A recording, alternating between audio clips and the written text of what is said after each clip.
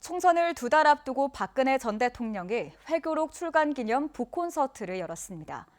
정치적인 의도가 없다며 선을 긋고 있습니다만 선거의 여왕으로 불리며 보수층 결집에 큰 역할을 해온 박 전 대통령의 외부 행보가 총선에 어떤 영향을 미칠지 관심이 쏠리고 있습니다.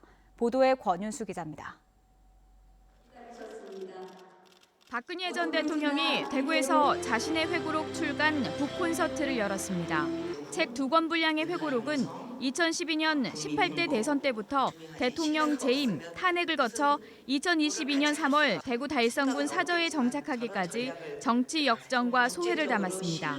외교, 대북 문제, 일본과의 위안부 합의 뒷이야기 등이 실렸습니다.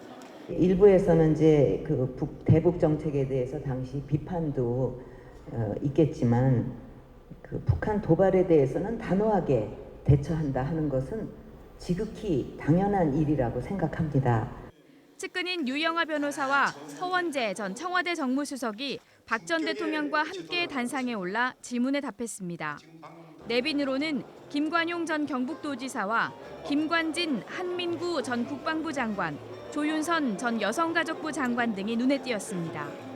윤석열 대통령과 한동훈 국민의힘 비상대책위원장이 화환을 보내는 등 여권 인사들이 참석하거나 축하를 전해왔습니다.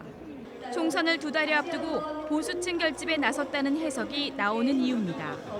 앞서 출마를 선언한 유 변호사는 출간이 자신의 출마나 정치 행보와 무관하다고 주장했습니다. 하지만 박 전 대통령은 선거의 여왕이라 불리며 선거 때마다 지지세 결집에 큰 역할을 했습니다. 전직 대통령으로서 여전히 파급력을 과시하고 있어 어떤 식으로든 총선에 영향을 줄 거란 관측이 나오고 있습니다. 윤석열 대통령에 대한 지지율이 낮으면서 특히 수도권에 있어서의 흔들림이 발생하고 있기 때문에 박근혜 대통령 전 대통령을 비롯한 친박 세력들이 다시 국민의힘에 진입할 수 있는 여지가 생기지 않았나 생각을 합니다. 이를 의식하듯 지난 3일 대구를 찾은 박근혜 키즈 이준석 개혁신당 대표는 박 전 대통령이 주변 사람에게 휘둘리지 않았으면 좋겠다고 말하기도 했습니다.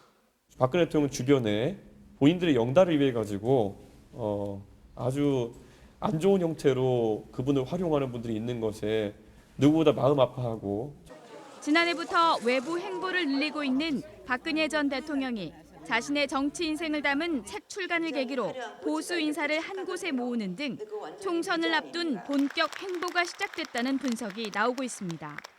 MBC 뉴스 권윤수입니다.